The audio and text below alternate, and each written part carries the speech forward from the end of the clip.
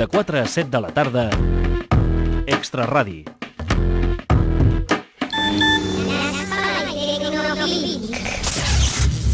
Doncs, a veure, si el motiu és planejar viatges per internet, si posem aquesta frase sencereta al que és el Google, em surten 66.000 resultats o entrades. Quina feinada. Déu-n'hi-do, Déu-n'hi-do. El que passa que, clar, hi ha coses potables i hi ha coses que no tant. Una de les primeres planes, probablement la més visitada, és la d'una tal Daniela, és un blogspot que explica com s'està planificant el seu viatge a la Xina. I sembla que hi ha molta gent que està interessat a anar a la Xina també i segueix els passos de la Daniela. Però es queda una mica curta, eh? M'agradaria que aprofunditzés una mica més quina és la ruta que vol fer, però bé, considero que és interessant l'aposta d'aquesta noia. Després, entre les 10 més visitades hi ha un tal viajerosporinternet.com, que està molt bé perquè et dona resultats d'última hora, ofertes que surten, escapades curtes, llargues, creuers, avions, i fins i tot hi ha unes seccions de singles, que és força interessant, i les persones que volen anar a viatge, bueno, hi ha el iporquenosolo.com també, que fan viatges per persones que no tenen parella o que no tenen amb qui anar o amb amics, i és molt interessant. Viajes por internet. .com. Està molt bé que tingui una secció per la gent que a part de viatjar doncs vol lligar això declaradament. És així un eufemisme, però és molt interessant. No, en realitat el que volen és amistat. Ah, vale. I lo que surja, no? Sempre? Això diuen. Això és igual en l'analògic que en el digital. Després tenim els habituals, un eDreams, un Last Minute, un Atrápalo. Vigilem amb Atrápalo perquè a vegades juga amb el tema de la publicitat i he buscat que hi havia un viatge a la Patagònia per 16 dies fa 5 anys a 30 cèntims, tot pagat i tot cobert. Però resulta que era una campanya publicitària que després va ser real, una persona va aconseguir aquest viatge per 30 cèntims però només 2 setmanes, persona. però només una persona. O sigui que vigilem també el que trobem a internet, que jo ho defenso aferrissadament, però vigilem perquè no tot és cert. No pots anar a Argentina 2 setmanes per 30 cèntims. De 4 a 7 de la tarda, Extra Radi.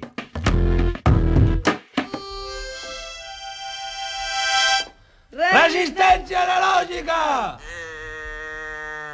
Avui? Sobre com internet és una eina que manipula les nostres vacances segons els seus misteriosos interessos i sobre les alternatives analògiques a planificar els viatges sense fer servir internet. Fascinant, oi que sí? Bé, com a banda sonora per aquest tema tan important, tenim a la nostra disposició la gran orquestra analògica, totes les coses que fa, però avui no la farem servir. No, que és bien, perquè tenim 2 instruments nous meravellosos. Un és la increïble Nina Rosa, que diu 3 cops la mateixa frase en castellà, però amb veu de noia del Taiwan. Ah, parla. Això no sabia, I encara dirà un cop més, fixa-t'hi. He notat l'accent taiwanès en la pronúncia. Sí. Diu te quiero mucho, crec. Però bé, però això no és tot. Tenim també la misteriosa capsa de ritmes que fa beatboxing. Yeah.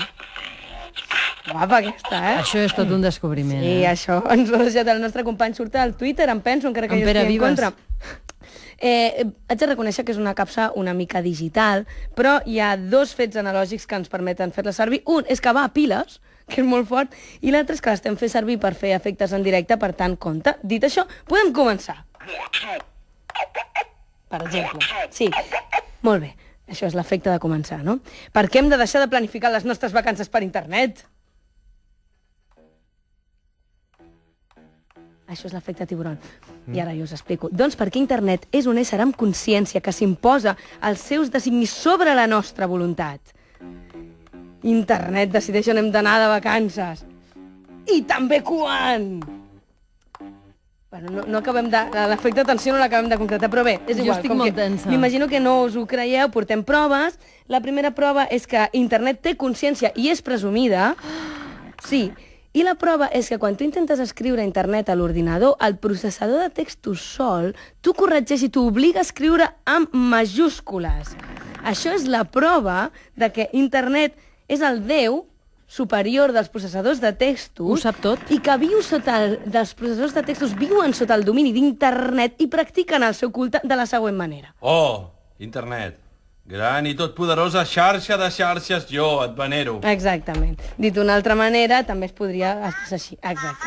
Bé, és igual, perquè això no demostra que internet decideix per nosaltres quan i on hi anirem de viatge, Per això us hem preparat una simulació d'exemple que demostra exactament que internet decideix quan i on anirem de viatge. Sí. Simula sí. Sí. Oh, Simula... d'exemple. Bé, exacte. Posem per cas que hem pensat anar una setmana a Eivissa. Ei, Visa! Però a trapalo.com o a iDreams veiem que hi ha una oferta per anar a Sicília.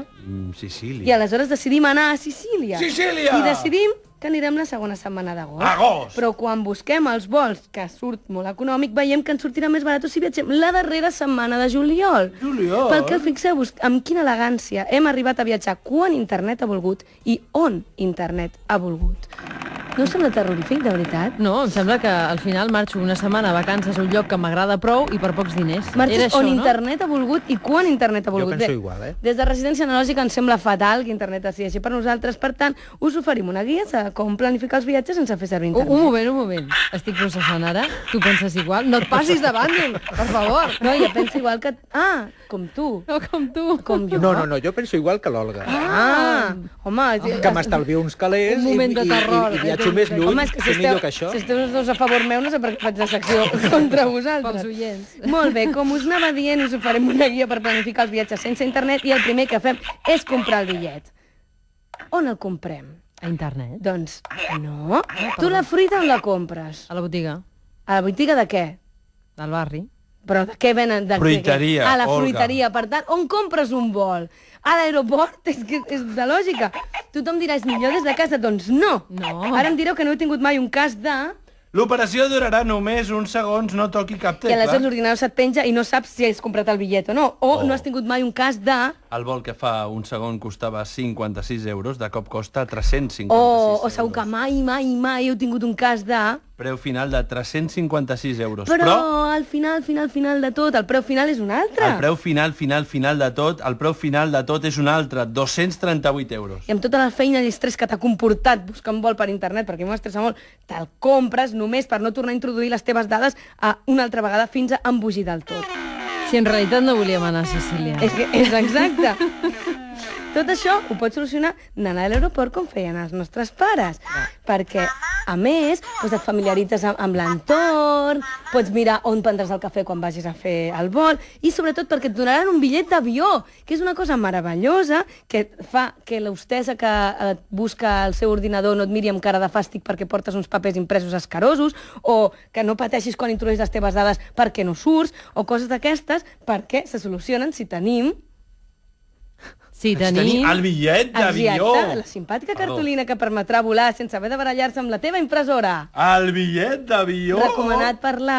Resistència analògica! Va, ja està, ja tenim un bitllet d'avió, hem de comprar... No, hem de veure on ens documentem. Val? Sí, exacte, això vol dir dos. Hem de buscar a Viquipèdia el país on hem d'anar? No! No. A Viquipèdia. No! Ja vam demostrar que a Viquipèdia no. Hem de buscar-ho als forts on la gent comenta els seus viatges? No! No. No! A vegades. Perquè és com No. demanar consell sobre un viatge a un amic que no coneixes, o sigui, no tens cap mena de dada.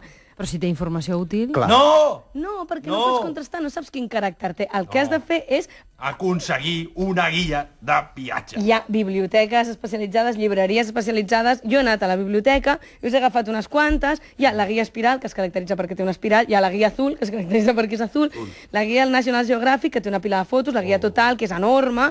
I després les famoses, les Lonely Planet. Lonely Planet. I la Trotamundos o Routard, Routard. que estan pensades pels viatgers que s'ho volen muntar al seu aire. Muntar. No tenen fotos, el qual és molt positiu perquè així no veus les fotos abans d'anar i no compares.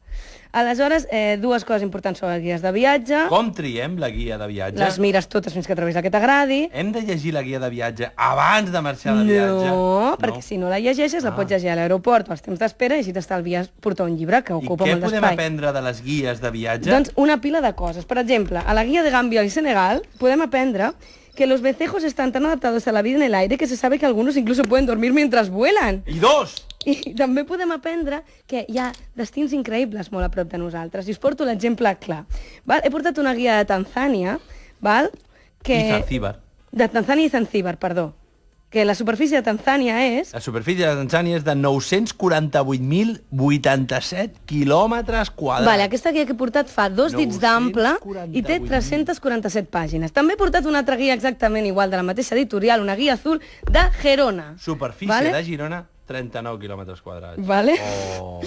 Amb una amplada exactament igual de 2 dits i 382 pàgines. Són exactament iguals. Hi ha una Tanzània ràpida Zanzíbar explicació. I la de Gerona. Han pogut explorar Girona a consciència, Girona i província, i Tanzània i Zanzíbar ho van haver de fer en una setmana i mitja. Des de Resistència Analògica tenim una altra lliçó al respecte. De vegades, no fa falta anar tan lluny per trobar tot allò que busques. Ai, i aquesta i moltes altres lliçons podeu aprendre-les practicant la...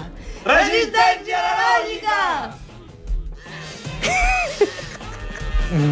Això d'anar a l'aeroport a comprar el A tu no bitllet... t'ha convençut, oi? Però si és A mi meravellós, però si tampoc. pots fer un tour i a planejar...